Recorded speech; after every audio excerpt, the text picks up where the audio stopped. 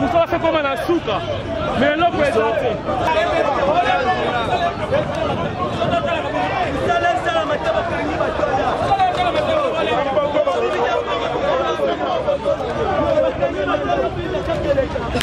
faut chercher le chef et là.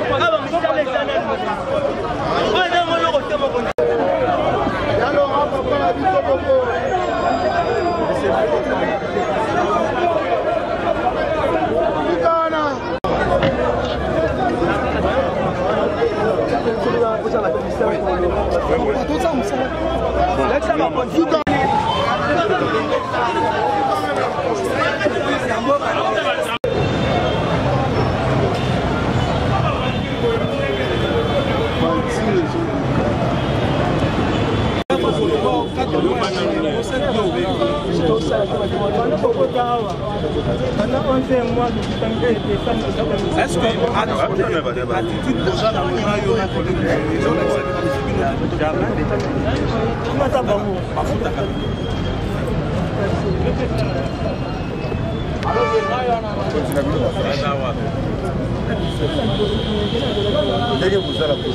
global vérité.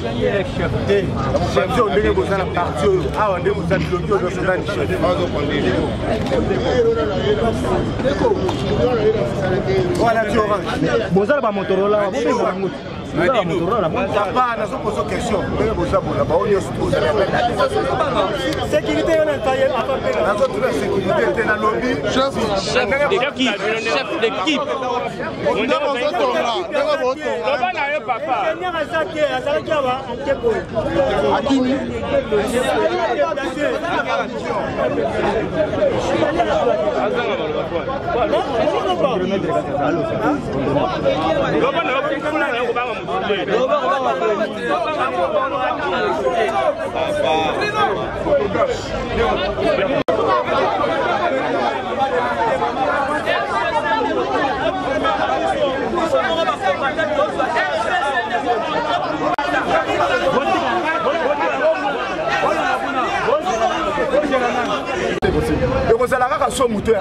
Il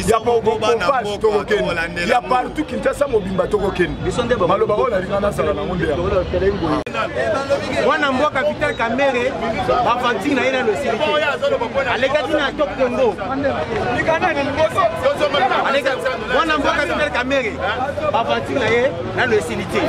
Président de la République apprécié ordre ya ko financer le salaire 100 jours. Avant gouvernement il y a une coordination ya makambo nyoso. Alekati na chaîne télévision chaîne top Congo. Batumie question ya so de Vital Kamere lobby. Nous avons déjà soutenu ou financier les travaux de ce sont plutôt à 75%. Ça veut dire qu'il reste à 25%. Quand tu es inspection les lots, communiquer, nous sommes la chose de les à 10%. Il reste à 90%. Ça veut dire mon amour Vital Kamere, Moui qui Aibaki, tant que n'a pas perdu. Aïe les lots, Pembe n'a pas Moka, n'a qui Moïbi. C'est pourquoi nous avons 5 ans. un homme sincère, à ça la démission. A démissionné dans la place de directeur des cabinets et chef de l'État. Deux ministres de la Finance. Ozoboya, pour payer Sambongo, pour financer Moussalaoyo. Je pense que Bic Rouge, le président de la République, qui est corrigé, tout ça va dans Bic Rouge. Ceux qui président pour corriger, ils sont peuple congolais. Tout ça va lancer là, pour tout va dans corriger Bino. Tout ça mettre FCC en cadre. Si tout le Kabila, n'a pas tout nayo. Le pôle a besoin de freiner, Moussala Mozamboka, ils sont peuple, tout ça va dans rendez-vous. Tout ça soutenir le président de la République, ça la qui solution. Ah ouais, que ça des bonhommes, on a place à saut des moutons.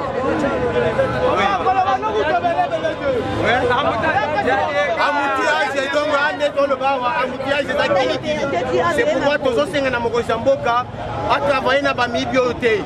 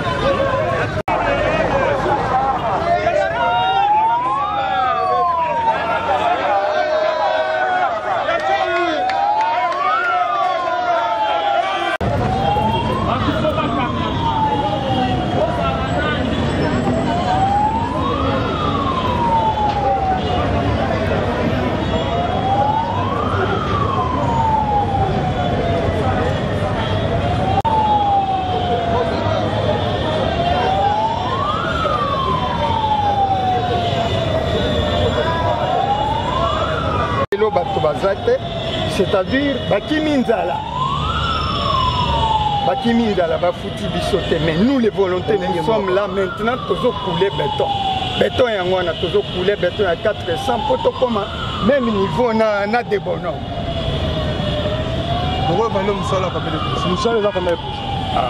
Je peux près dire que 45% parce que l'État qui pour na béton et là que ça biso pour avoir béton tant besoin senga béton balobi mabanga ezalité ciment ezalité il faut musala quand même être mais nous sommes là toza kuna poto sala yango tozali nombre ya 25 personnes les toyer tozo ko continuer na miso na bino ba témoin bo mona ndenge nini sikoyo tozo couler béton.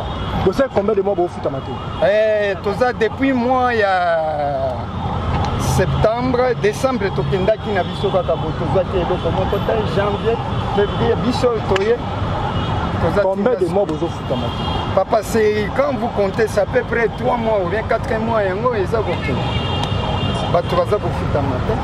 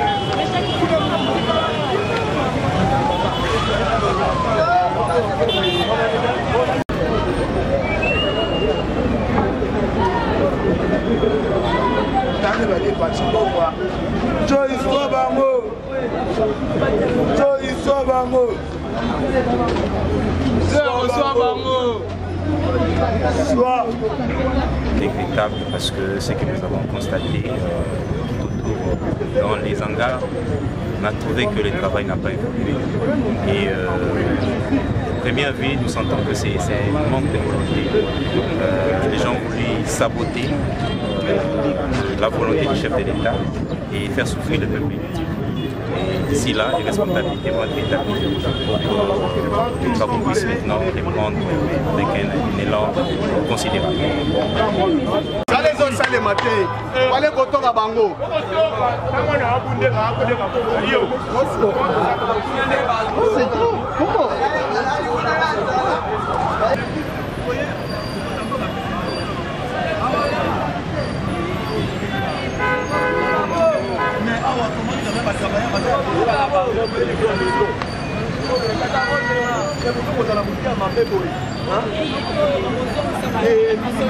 Et ça ligne passe.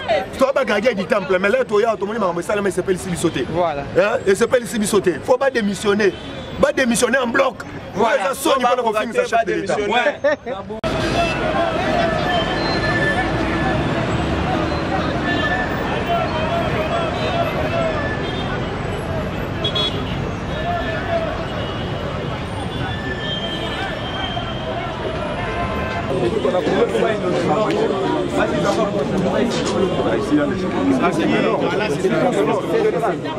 Lui-même là-bas, il a dit qu'ils ont déjà réalisé.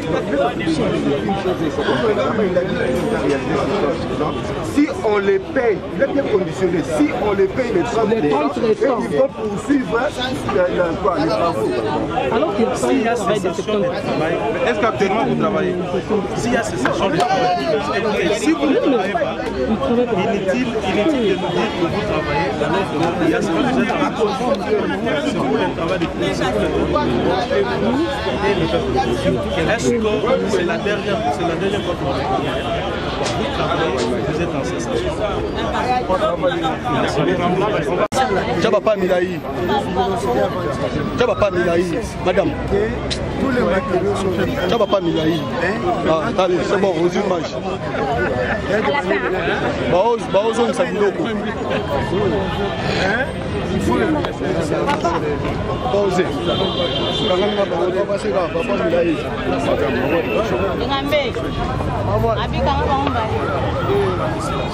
Majorité. Madame, mais avancez, moi, je suis Mamoutouka.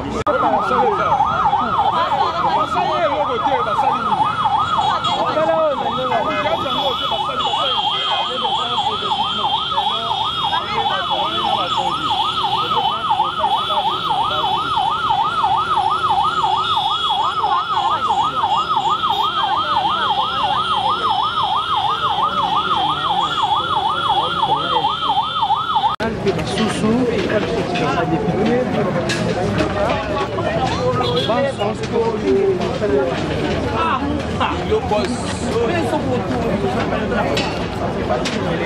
atako inaka mutu yango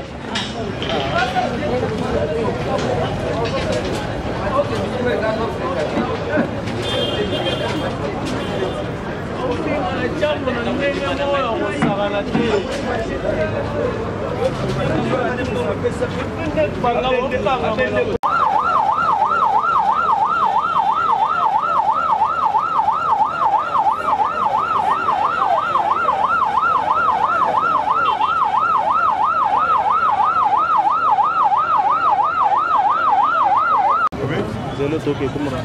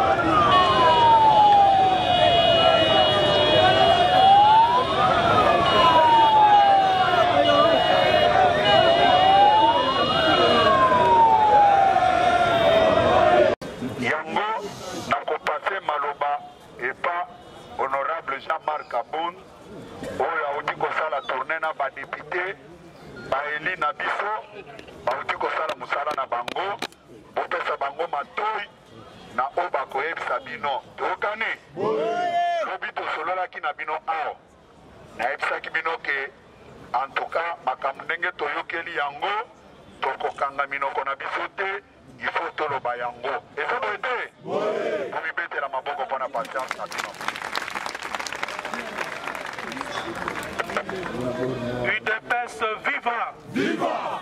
UDPS viva! Viva! UDPS viva! Viva! Viva! Viva! Tshisekedi national! Félix Tshisekedi!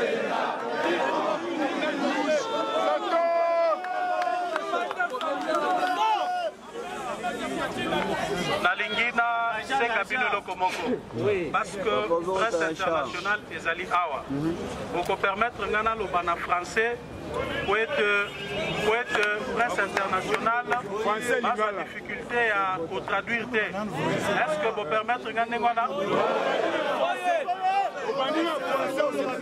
tokoloba français tokoloba pe lingala voilà. Mesdames et messieurs, combattantes et combattants, nous avons amorcé ce matin une tournée sur l'étendue, sur toute l'étendue de la ville de Kinshasa pour palper de nos doigts les réalisations qui ont été faites dans le cadre de 100 jours. Plus principalement, comme vous le savez bien, il était question que nous visitions tous les sortes de moutons. Après cela, nous avons eu à visiter aussi certains chantiers et visiter aussi la ville de Kinshasa dans son volet salubrité. Le constat que nous avons fait est amer. C'est un constat de désolation. Nous nous sommes mis à la place de notre peuple et nous avons dit que cela est inacceptable. Alors, parce que la polémique qui a enflé dernièrement le média et les réseaux sociaux faisait état de deux discours différents. L'un disant que ces projets étaient financés à hauteur de 70% et maintenant, après notre tournée, nous nous sommes rendus compte que le projet est réalisé à hauteur de 30%. Voyez-vous? Donc, nous estimons à notre humble avis que des explications doivent être fournies quant à ça. Mais maintenant, je veux vous demander du calme, chers combattants. Nous avons fait un état des lieux. Il va falloir que dès demain,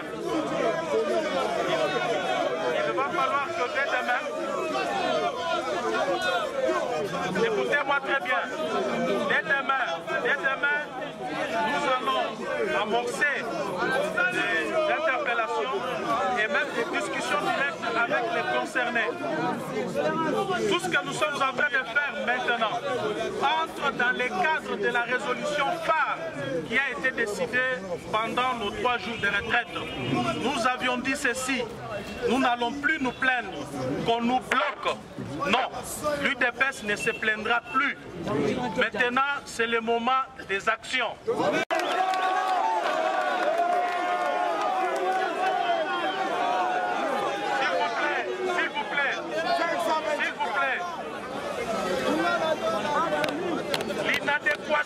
L'inadéquation constatée entre le taux de financement et le taux d'exécution demande que chacun se remette en cause. Et je vais vous donner de plus amples détails parce qu'en entrant ici, vous m'avez accueilli avec une chanson. Oui. Cette chanson est déjà entendue. C'est le vœu de tout notre peuple. Mais je vous dis ceci, le 15 février, à l'occasion de notre anniversaire, donc de notre 38e anniversaire et premier anniversaire de l'UDPS au pouvoir, je vous donnerai la position du parti quant à cette problématique de soins de moutons, quant à tout ce qui concerne la vie nationale. Nous n'allons laisser personne, s'il vous plaît, écoutez-moi, nous n'allons laisser personne cette fois-ci nous narguer le peuple congolais et narguer les chefs de l'État. Aucune coalition, aucun compromis politique ne sera au-dessus de l'intérêt de notre peuple.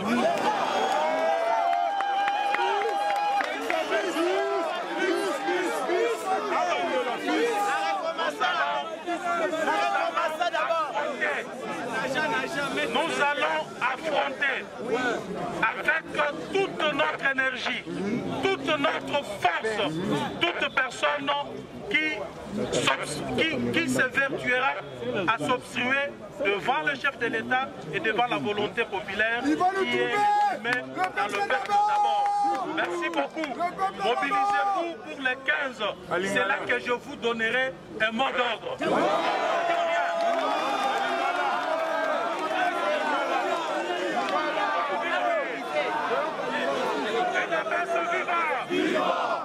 Notamment projet à 100 jours, il y a chef de l'État. Tobaluki, c'est depuis le matin. Tozaki na bino wa botika libiso tokei. Tobaluki Kinshasa Mobimba. Totali ba sorte de mouton nyonso. Tokoti na site universitaire. Tokei ko visiter ba quartier o tokuti ba montagne ya ba immondice. Tokuti ba ngomba ya ba salité na ba quartier na biso. Na yango tolobi boye. Na ba polémique otaki komeka na ba radio. Moko lobby, ba projet à 100 jours les a déjà financé à hauteur de 70%. Et si Kabiso Tokei Kotala na ba visite totali, projet wana ekoki ata na 30% en termes de réalisation. Na yango, avant tokoma les 15, mokolo tokope sa position na biso. Tolobi boye, tokokota en contact na bao bapesaki mbongo, na bao bazaki ko exécuter poto ebaka nini ezali ko bloquer. Tozali koloba par exemple avenue, tronçon, intendance, Ropengaba. Étudiants bientôt là bakozonga kelasi. Bota la place wana ezali bloqué. Ceux qui étudiants bazongi kelasi bakolekela. Donc nyoso ezali koluka étudiants batomboke la chef de l'État. Banobake chef de l'État lingi biso totangate a bloqué balabala. Et pourtant mbongo CP Samaki bona musala wana. Tozali koloba combattant na combattant bo serré ceinture. Musala to bandi lelo. Musala to bandi lelo ezali kokota na cadre. Il y a retraite to salaki résolution phare ezali koloba que désormais IDPS c'est qu'on se plaindre IDPS c'est qu'on se prendre en charge. Donc le bali sous que bazo bloquer biso to koluka bao bazali ko bloquer wana on a confronté bao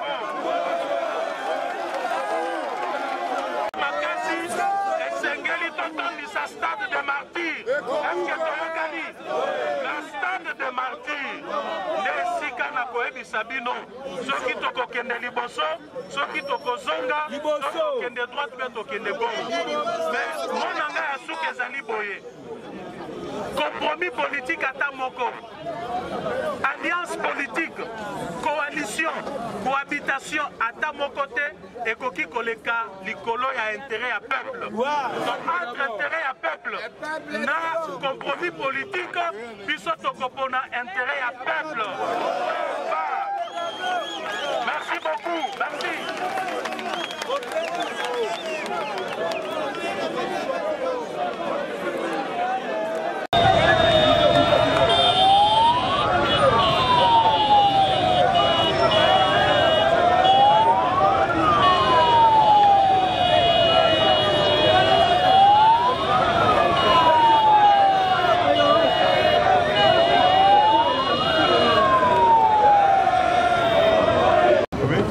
Okay, come on.